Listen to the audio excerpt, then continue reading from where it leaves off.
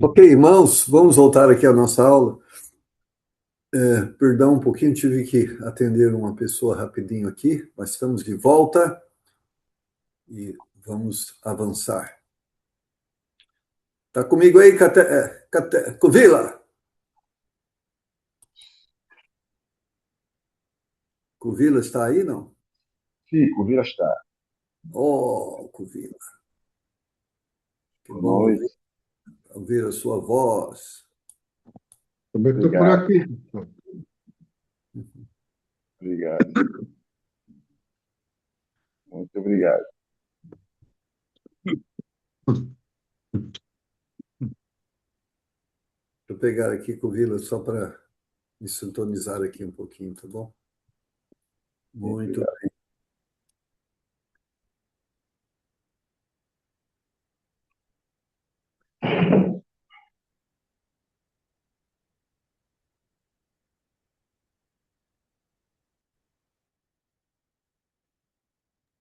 Covilha tá de camiseta aí, Covilha. Tá calor aí, é? Tô aqui morrendo de frio. Não, está bom, né? Um pouco de calor, está bom. Onde eu estou aqui tá 11 graus. Tá para tendência para baixar mais ainda. Mas Meu Deus. frio, frio tá o pessoal lá no Alasca. A É gente tá verdade, bem, a gente mas tá bem. Bom, 11 graus em Luanda não é comum. Agora, para quem está mais a leste do país, 11 graus estão mais ou menos, porque lá o máximo deles em termos de frio é 4 graus. Muito bem, irmãos. Então, como nós estamos vendo, né, estamos adentrando aqui a questão desse tema, princípios da interpretação.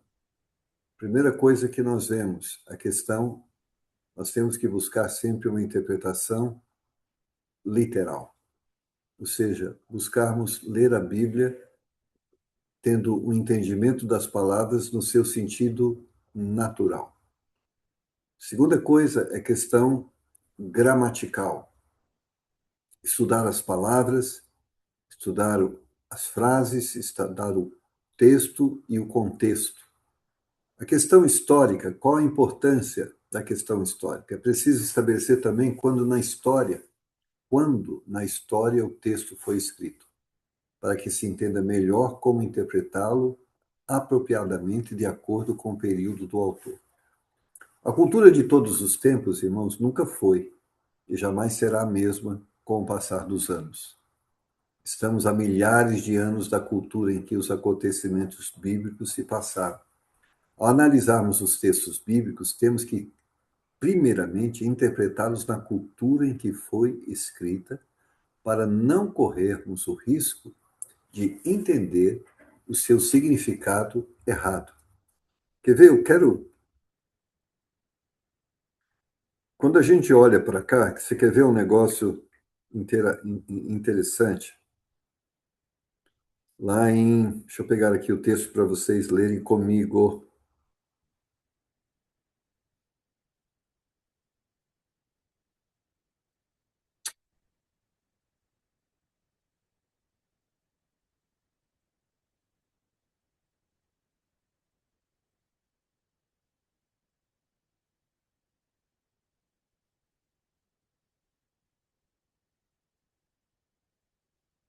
Estou achando aqui só um minutinho só.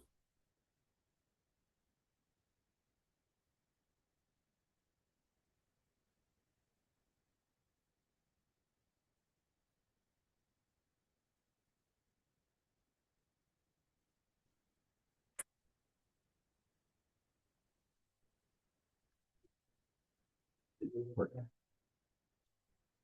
eu só pegar aqui um texto aqui, irmãos, rapidinho.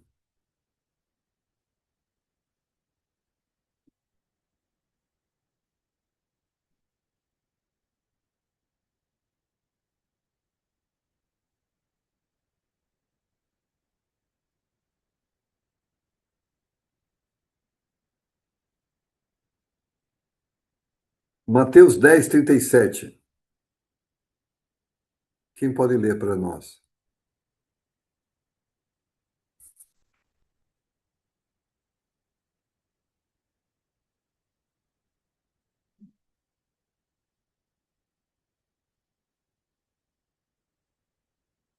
Quem pode ler para nós? Se diz o texto: quem ama o pai ou a mãe mais do que a mim, não é digno de mim. E quem ama o filho ou a filha mais do que a mim, não é digno de mim. Então, quando nós olhamos esse texto, dá a entender que Deus está nos estimulando a não amar os nossos pais. Mas existe um contexto que precisa ser observado, que é o contexto do tempo em que esse texto está sendo produzido. Uma sociedade patriarcal, onde os filhos se submetiam aos pais. Ou seja, o que o pai decidia, os filhos seguiam. Quando Jesus vai dizer àqueles que queriam segui-lo que era necessário que eles deixassem pai, irmã e mãe, qual é o contexto cultural que esta fala acontece? Contexto patriarcal, onde o pai liderava os filhos. É como nós vamos ver na questão quando Pedro vai dizer do poder da salvação que pode alcançar toda a família. Então, quando a Bíblia diz deixar o pai, não está dizendo que nós filhos não temos que cuidar dos nossos pais ou deixar de amá-los, mas está dizendo que os pais fazem as suas escolhas e nós devemos fazer as nossas. E se nós seguimos a Cristo, muitas vezes, eu lembro da minha mãe, quando ela se converteu ao cristianismo, ela é filha de pais que eram de origem italiana, muito católicos. E quando ela decidiu-se ao lado de Cristo, os seus pais a excomungaram, ou seja, disseram que ela não era mais filha deles, por causa da escolha espiritual que ela fez. Quando Jesus está exortando aqueles que queriam segui-lo a deixar os seus pais, ele estava falando nesse sentido, de que façam as suas escolhas, independente da escolha que o seu pai fez. Se o seu pai fez a escolha errada, faça a escolha certa. É nesse sentido que a Bíblia vai exortar a pessoa a deixar pai e mãe. Não é deixar no sentido de abandonar, porque a Bíblia vai dizer: se nós não cuidamos dos nossos, somos pior do que aqueles que não têm Cristo.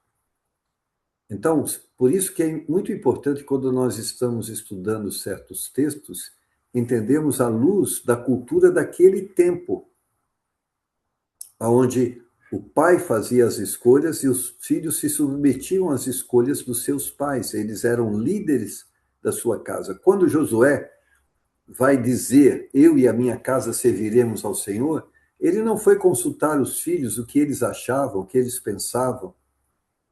Ele dizia: eu sou líder do meu lar e eu fiz essa escolha e os meus filhos vão me seguir, porque eu os lidero. Quando nós vamos ver Paulo escrevendo a Timóteo sobre as qualificações de um pastor, ele vai dizer que um pastor, para ser um líder espiritual, ele tem que saber governar a sua casa, ele é liderar a sua casa. Então, naquele contexto, por exemplo, de Josué, ele fez a escolha e os seus filhos seguiam aquela escolha. Então, ele era líder do seu lar.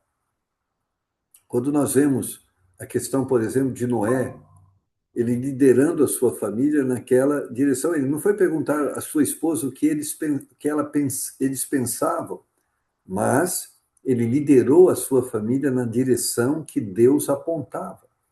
Então, a cultura dos tempos é muito importante nós observarmos para que nós não possamos interpretar de forma equivocada alguns textos. A cultura é um sistema de comportamento que inclui forma de pensar, linguagem, ações devido a costumes.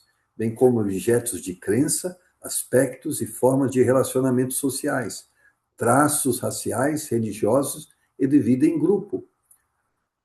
Todos os aspectos da cultura mudam com o tempo. Os princípios bíblicos aplicados à sua cultura precisam ser interpretados lá para que encontremos sua real aplicação atualmente, ou seja, a cultura não determina valores, mas os valores vão influenciar a cultura. Quando nós estudando a Bíblia, respeitando a cultura daquele tempo, não significa que nós estamos nos submetendo àquela cultura, mas nós estamos entendendo aquele valor na forma em que esse valor foi ensinado naquele tempo. O que significava isto naquele tempo? Então, em outras palavras, a Bíblia vai relatar de forma, através de mandamentos e através dos exemplos, ela vai nos influenciar a valores, a princípios. E a Bíblia, em todo o tempo, vai nos dizer o que é certo e o que é errado. E muitas vezes ele vai falar de forma fidedigna, relatando culturas que são reprovadas diante de Deus. Quando a gente pensa no povo de Israel, muitos vão dizer assim, não, mas isto era uma cultura dos judeus. Nunca se esqueça que toda a cultura dos judeus foi influenciada pelo próprio Deus. As festas foram influenciadas por Deus. As celebrações eram influenciadas por Deus. A forma como eles faziam as celebrações sociais de casamento era influenciada por Deus. Ou seja, Israel era o povo de Deus que tinha uma cultura influenciada por Deus. Então, a cultura de Israel era a cultura influenciada pelos valores divinos. Agora, apesar de ser uma cultura de valores divinos, ela tem suas particularidades. Por exemplo, circuncisão, por exemplo, o uso de véu, eram costumes daquela época, mas nós não estamos reproduzindo aquelas culturas, mas estamos reproduzindo os valores que estavam presentes naquela cultura. Circuncisão era uma forma de identificar e diferenciar o povo de Israel de outros povos. Mas Paulo vai dizer que deve existir uma circuncisão em nossas vidas, mas não física, mas no coração, ou seja, o princípio de identificação e separação dos outros povos continua, mas não continua de forma física, circuncisão física, mas deve continuar de forma espiritual, separação do sistema do mundo e uma vida dedicada ao Senhor e aos princípios divinos. A seguir, algumas sugestões. Fazer esse tipo de interpretação, considerando que é apenas cultural da época e o que é princípio para os nossos dias, não dá liberdade para escolhermos as ordens que devemos seguir e julgar algumas inapropriadas. Obviamente que nem todas as referências bíblicas se aplicam diretamente aos dias atuais. É necessário interpretá-las na cultura da época e transpor seus princípios de lá então para o aqui e agora. Ou seja, nós estudamos lá o texto, entendemos os princípios que estão ali propostos, ensinados por Deus, e nos apropriamos desses princípios e aplicamos-os aqui. Por exemplo, a Bíblia não vai dizer qual o modelo de roupa as mulheres vão usar. Ela não entra nesse detalhe impondo que é túnica, impondo que é saia, impondo que é vestido, impondo que é calça, ela não vai entrar nesse detalhe. Por quê? Culturalmente, nós somos influenciados no sentido, na forma de nos vestirmos. Mas a Bíblia vai impor princípios e valores que precisam ser reconhecidos em todas as épocas e em todos os momentos. Por exemplo, na questão da vestimenta, a Bíblia vai propor 3 princípios que a vestimenta deve ter o primeiro princípio, diferenciação. Homem veste-se como homem, mulher veste-se como mulher. Segundo princípio, pudor. A vestimenta foi nos dada para cobrir o nosso corpo por causa do pecado, não por causa de Deus. Mas pudor, o que é pudor? Vergonha de expor o corpo. E o terceiro princípio é modéstia. o verdadeiro valor, a verdadeira beleza não deve estar na vaidade externa, mas no coração. Então a Bíblia vai nos propor 3 princípios para a vestimenta: diferenciação, pudor e modéstia. A Bíblia não vai ditar qual o modelo da roupa, mas quais os valores que a roupa deve ter. Você tem certos tipos de roupa que tem o mesmo modelo, mas uma pode ser com pudor e sem pudor. Por exemplo, há vestidos com pudor e há vestidos sem pudor. Então, o princípio prevalece em relação ao modelo. O princípio é o mais importante, porque se há a presença do princípio, o modelo vai ser sadio. Mas se não há a presença do princípio, o modelo pode ser pecaminoso. A seguir, algumas sugestões de como determinar se o texto deve ser interpretado na cultura dos primeiros leitores ou é permanente de forma geral. Primeiramente, verificar se a conduta exigida foi fundamentada na natureza imutável de Deus ou em fatores que transcendem cultura.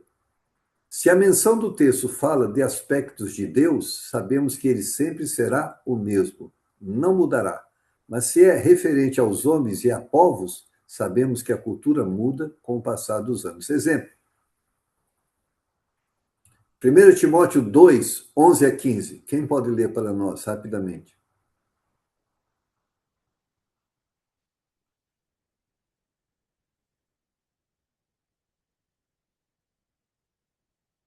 1 Timóteo 2, 11 a 15.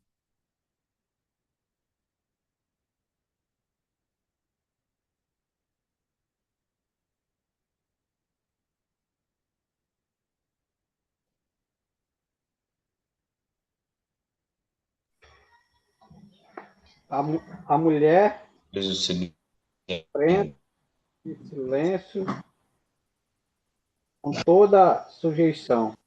Permito, porém, que a mulher ensine, nem use de autoridade sobre o marido, mas que esteja em silêncio. Porque primeiro foi formado Adão, depois Eva. E Adão não foi enganado, mas a mulher, sendo enganada, caiu em transgressão, porém, dando a luz, se permanecer com modéstia na fé, no amor e na santificação. Hoje, no meio fundamentalista, como em outros meios, existe muito essa discussão. Esses dias um pastor chegou a mim e disse: pastor, é certo consagrar mulheres ao ministério diaconal? Um tempo atrás, um pastor perguntou a mim: é certo consagrar mulheres ao ministério pastoral? Quando nós olhamos para esses textos, muitos teólogos vão dizer que isto é cultura daquele tempo. Isso não é um valor. Agora, para vocês, o que vocês pensam quando a gente fala sobre o ministério diaconal feminino ou o ministério pastoral feminino?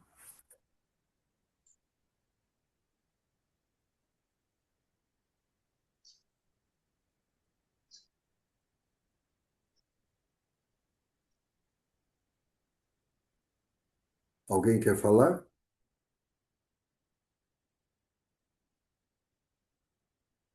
Estão comigo, irmãos? Estou esperando os irmãos darem uma cartela aí. Catela, você vai falar alguma coisa, Catela?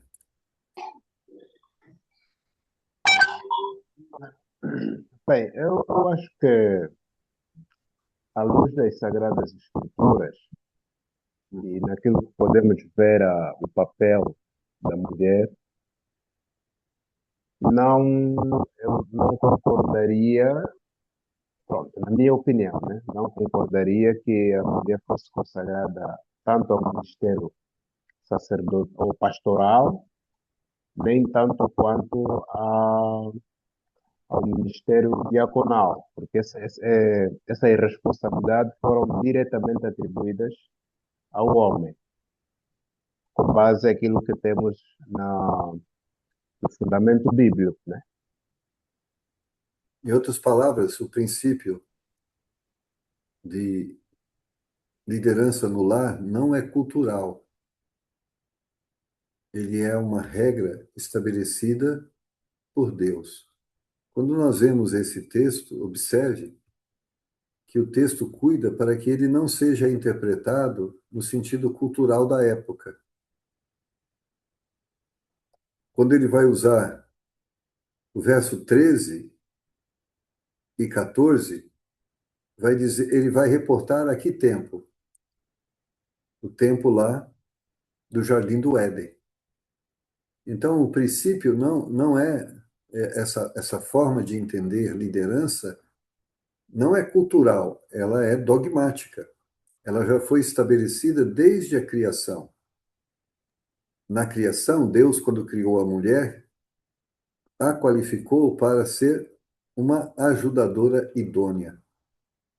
O princípio que está ali contido é que Deus deu a missão a Adão e criou a mulher para que ela ajudasse a Adão na sua missão. Ou seja, só existe uma missão e esta está sob a responsabilidade do homem, e a mulher foi criada para ajudar o homem na sua missão.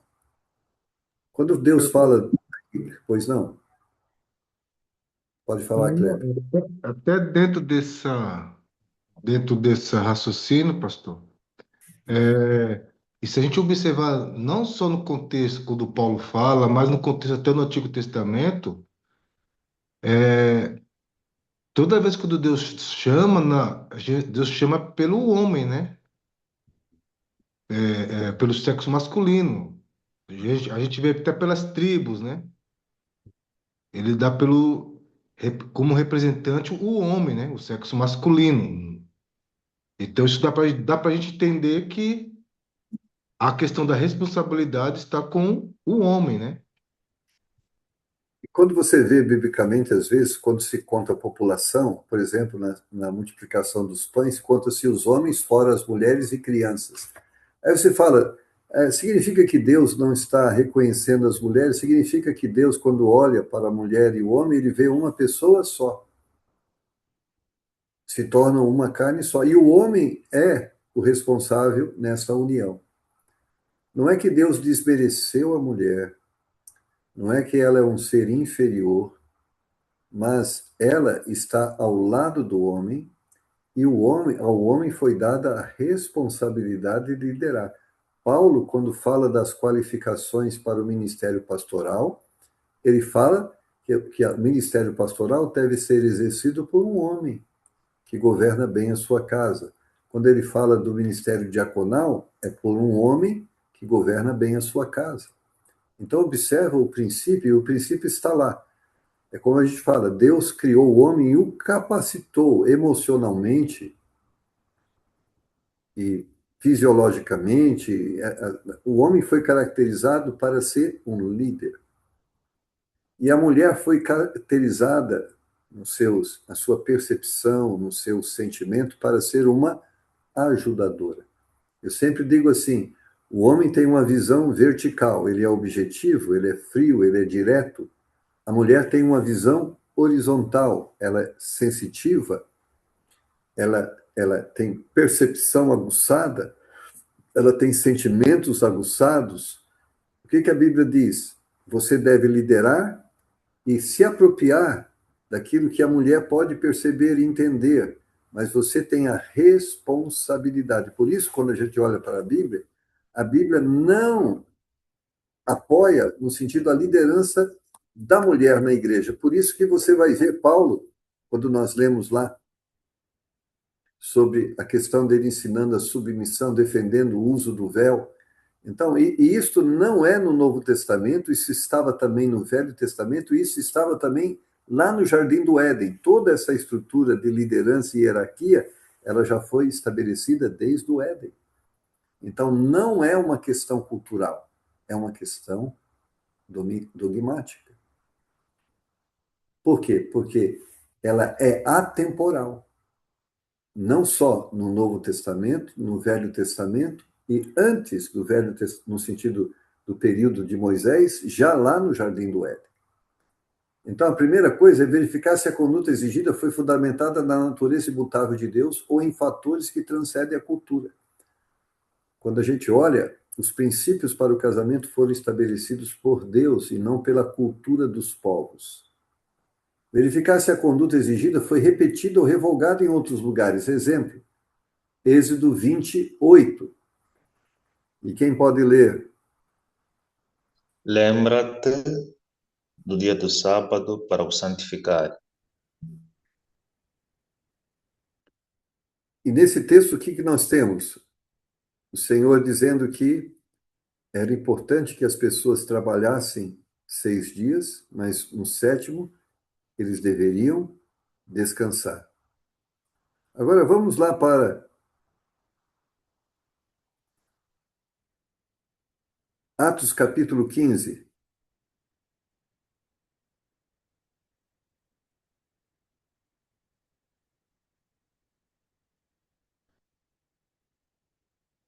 Lá em Atos capítulo 15 acontece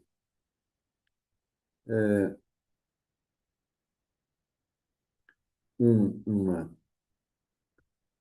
assembleia para discutir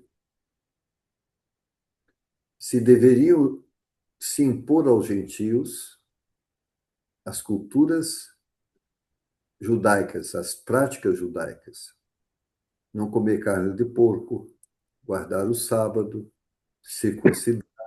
Então estava tendo uma discussão.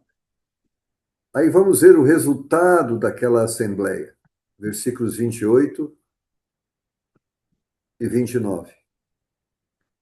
Na verdade, pareceu bem ao Espírito Santo e a nós não vos impor mais encargo algum, senão estas coisas necessárias: que vos abstenhais das coisas sacrificadas aos ídolos, e do sangue, e da carne sufocada, e da fornicação, das quais coisas bem sabeis, se vos guardardes, bem vos vá. Então, na Assembleia de Jerusalém, ficou entendido que não era necessário a prática da guarda do sábado, não era necessário a questão de não comer carne de porco, por exemplo, mas era importante abster-se das coisas sacrificadas aos ídolos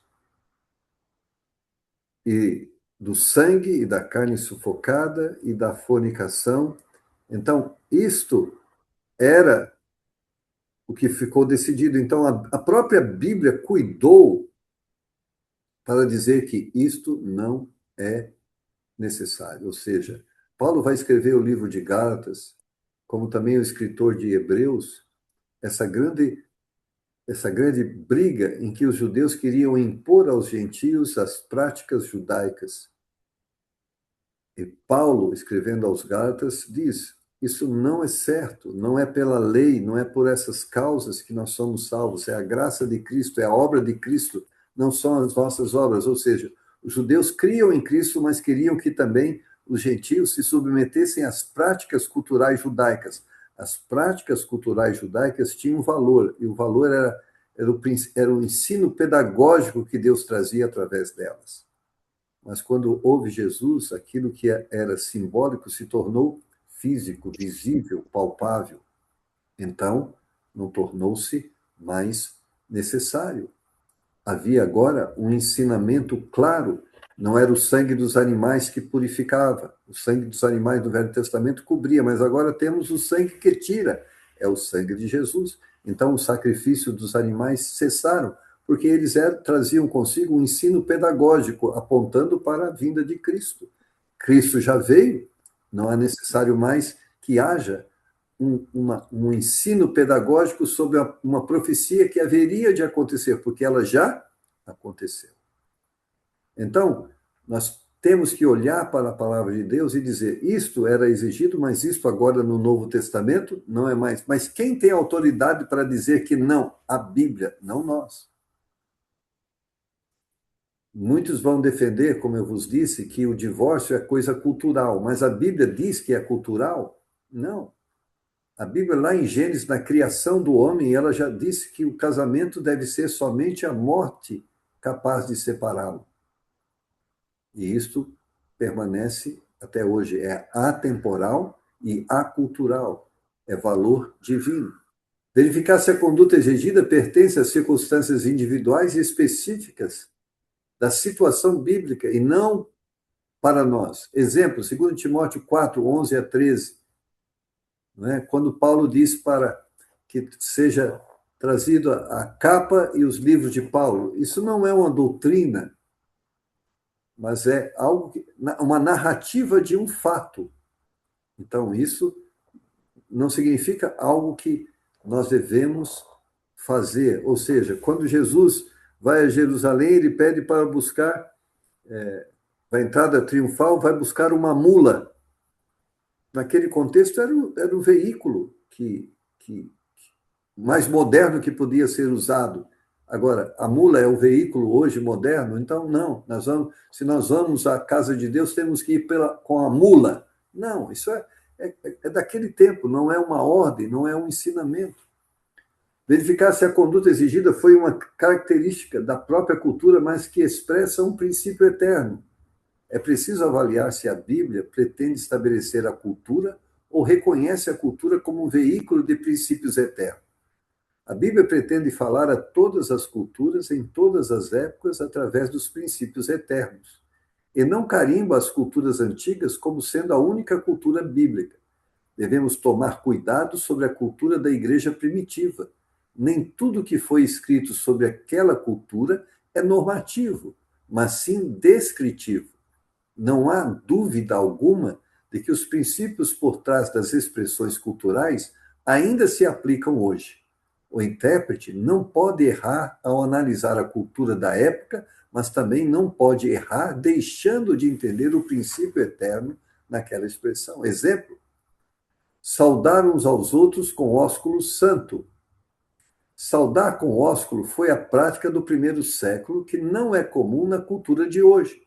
Mas o princípio eterno do amor fraternal deve ser observado. Podemos cumpri-lo dando um abraço em nossos irmãos em Cristo. O que é o ósculo? Era um beijo que se dava no rosto.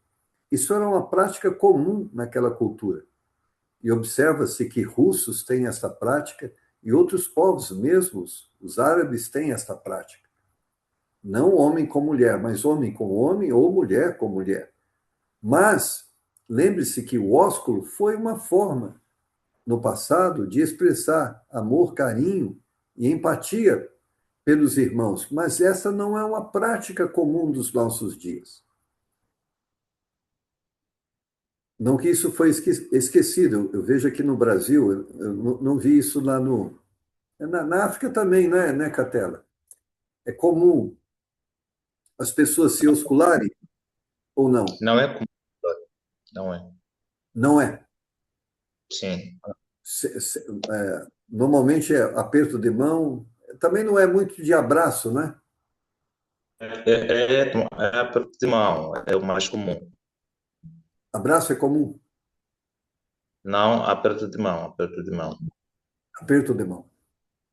Então, a gente tem que entender que naquela época, agora, eu lembro, se você for à Igreja Cristã do Brasil, eles têm essa prática do ósculo. Só que eles dividem, de um lado sentam as mulheres, do outro lado sentam os homens. Os homens osculam os outros homens e as mulheres osculam as outras mulheres. Ou seja, os homens beijam no rosto dos homens e as mulheres beijam no rosto das mulheres. É uma prática que existe na Igreja Cristã do Brasil, que eles entendem que é uma ordem de vida saudar com ósculo santo os cristãos, mas entendendo que aquela era uma forma cultural. Deus não estabelece o ósculo como uma forma, uma prática de amor ao próximo. Deus manda amar o próximo. Naquela época, o amor era muitas vezes visto e praticado através do ósculo. Podemos cumprimentar dando um abraço ao nosso irmão ou apertando a mão do nosso irmão, e nós estamos cumprindo o ensinamento de Cristo. Concluindo, todo o ensino da Bíblia deve ser literalmente aplicável a nós, a menos que a própria Bíblia se limite através do contexto histórico-cultural textual ou outros ensinos bíblicos. Quando a Bíblia se limita, então cabe a nós descobrirmos o princípio eterno que é aplicável. Não devemos usar a nossa cultura para determinar se uma ordem é literalmente aplicável ou não a nós, mas devemos deixar que o princípio eterno avalie e, se for preciso, mude a nossa cultura. Eu lembro de uma pessoa, eu estava conversando com um missionário e ela teve contato com uma tribo indígena aqui no Brasil primitiva, e tão primitiva que ainda não usava roupa, eles andavam nus. E eu disse a ela, como você se sentiu naquela cultura e naquela realidade? Ela disse, é normal, eu aceitei, porque para eles essa forma de viver e de não se vestir, na cultura deles é normal. Então ela estava dizendo, olha, se a cultura deles dizem que não precisa vestir roupa, eu aceito. Agora, muitas vezes a cultura é contrária àquilo que a Bíblia diz. E eu perguntava para essa pessoa, existe imoralidade naquela cultura? É lógico que existe. Então, quando a gente vai para a palavra de Deus, se a cultura contraria a Bíblia, a cultura precisa mudar. Ou seja, não é a cultura que impõe as nossas práticas, mas são os valores e princípios bíblicos. E se a cultura não se identifica com os valores e princípios bíblicos, a cultura deve ser deixada. Por exemplo, quando nós olhamos para a Bíblia Sagrada, todo gentio que se convertia ao judaísmo, o que ele deveria fazer? Primeiramente, se fosse homem, deveria se circuncidar. No sentido espiritual, ele tinha que abandonar todo o paganismo, toda a crença em ídolos deveria ser deixada e deveria praticar a fidelidade e a crença na existência de um único Deus. Deveria esses gentios que se convertessem ao judaísmo deixar de comer carne de porco, guardar o sábado. Ou seja, quando o gentio se convertia ao judaísmo, ele tinha que abandonar a sua cultura e se submeter à cultura do povo judeu. Então, isso mostra o quê? Que muitas vezes há práticas culturais presentes na nossa cultura, mas porque, mesmo elas sendo comuns na nossa cultura, se elas não refletem a vontade de Deus e os princípios de Deus, nós devemos mudar. Se não mudamos a cultura da nossa nação, mudar as nossas práticas culturais. Então, há muitas coisas que são normais em algumas civilizações, mas quando nós as confrontamos com a palavra de Deus, elas não são aceitáveis. Nunca devemos nos esquecer, há muitas coisas que se tornaram comuns, mas o fato de se tornarem comuns não significa que são certas. Por exemplo, a questão da homossexualidade, ela tem se multiplicado no mundo e também no Brasil. Mas o fato da homossexualidade se tornar algo comum na sociedade, isso não significa que nós, como cristãos, devemos reconhecê-las como algo aceitável, porque ela contraria o princípio bíblico. Então, não é a cultura que determina os valores, mas é a Bíblia que determina os valores. Existe uma campanha, uma visão para os teólogos mais modernos e a teologia liberal para criar uma visão de igreja inclusiva, entendendo que a igreja tem que receber essas pessoas. A igreja não discrimina as pessoas pelo seu pecado, ou seja, a igreja está aberta para todas as pessoas, se elas forem ladras, se elas forem homicidas, se elas forem isto ou aquilo, mas o fato de aceitar qualquer tipo de pessoa não significa que nós concordamos com suas práticas e com seus pecados. A igreja não discrimina pessoas, ela discrimina pecados.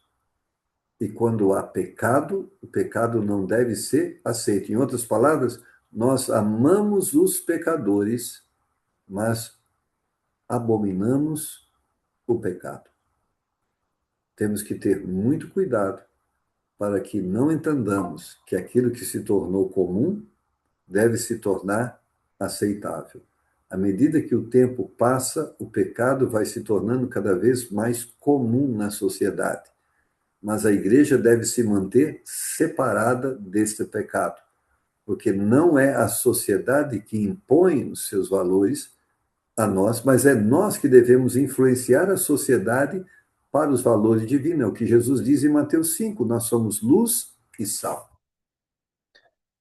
Então, irmãos, chegamos ao final dessa aula e não vamos avançar, nós vamos explorar com mais detalhes esses pontos em capítulos posteriores. Por hora, lembre-se como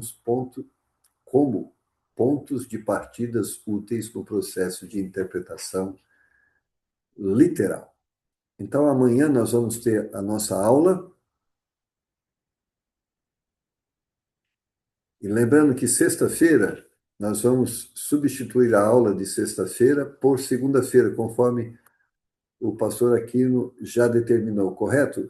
Vocês estão conscientes disso, que não vamos ter aula na sexta-feira, mas ela foi substituída para segunda-feira?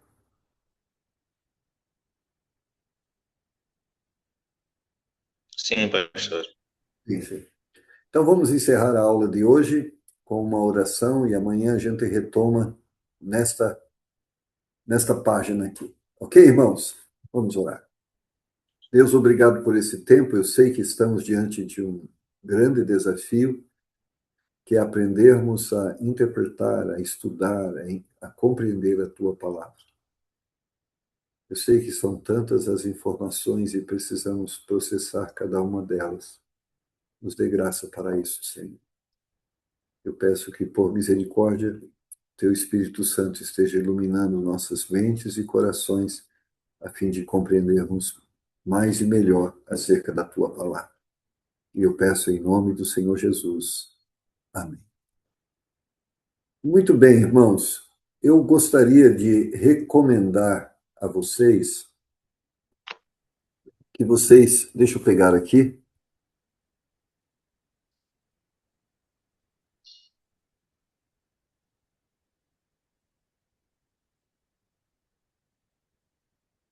Isso aqui.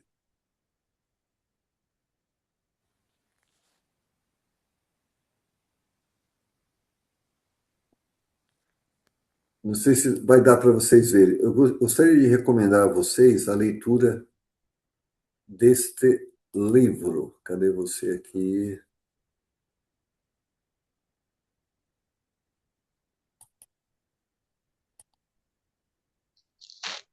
Deixa eu ver se eu estou achando aqui, peraí.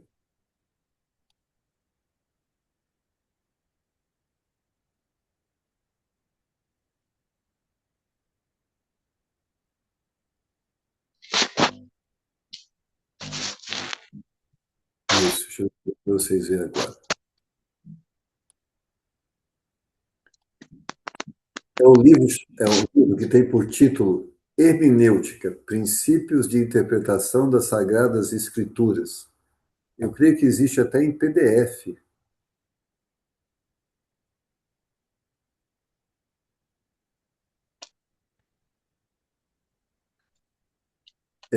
Elund. Deixa eu ver se... Aqui eu não estou conseguindo compartilhar aqui com vocês a tela. Deixa eu ver se dá para compartilhar aqui. Compartilhar. Vamos ver se deu aqui. Não. Mas eu vou enviar para vocês pelo WhatsApp. Esse livro é um livro fininho, de poucas páginas, mas é um livro que pode nos ajudar muito nessa questão da interpretação. Deixa eu ver se tem aqui. PDF, pastor. Como? Vou colocar Não aqui está em no... PDF? Eu acho que tem em PDF. Deixa eu procurar aqui, deixa eu ver se eu rapidamente se eu consigo em PDF. É porque PDF é a única forma de eu ler em PDF, porque se for pedir para aqui na minha região é no mínimo aí 30 dias. Uhum. Não, eu acho que eu consigo aqui em PDF. Deixa eu ver aqui, peraí, rapidinho. Em PDF.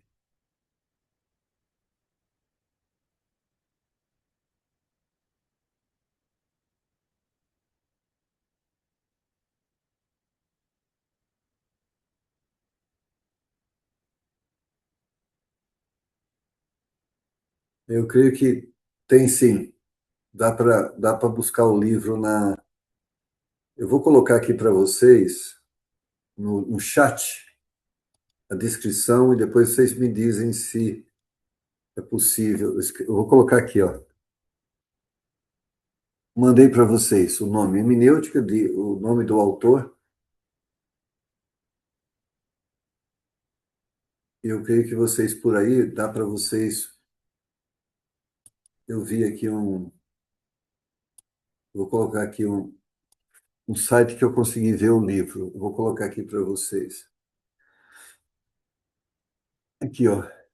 Clica nesse site aqui que vocês vão abrir o livro.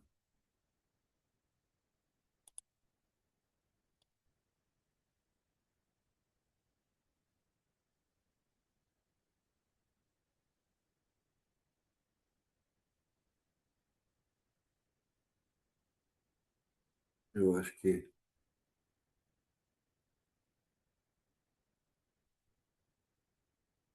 Clicar em cima para ver se abre.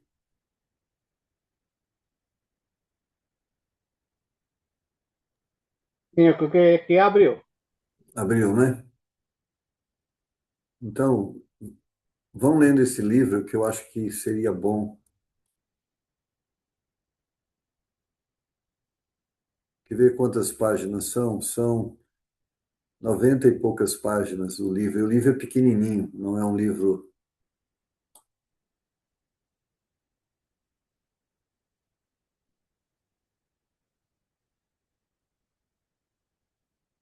Eu acho que dá para vocês lerem. Eu acho que vai ser. Não, apesar que aqui acho que está o resumo, viu? Não está todo o livro.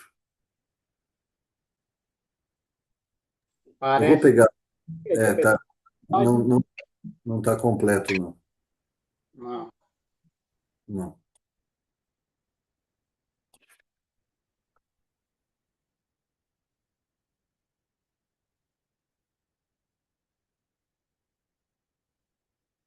Eu vou ver. E depois eu passo para vocês o endereço eletrônico. Deixa eu ver.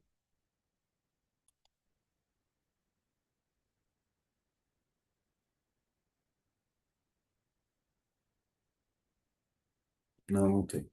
Mas tá bom, irmãos. Vamos encerrar. Até amanhã eu vejo isso aqui para os irmãos e passo direitinho, tá bom? E se vocês conseguirem, compartilhem comigo. Então, abraço, até amanhã, se Deus permitir. Até amanhã, pastor. Obrigado. Boa noite para todos.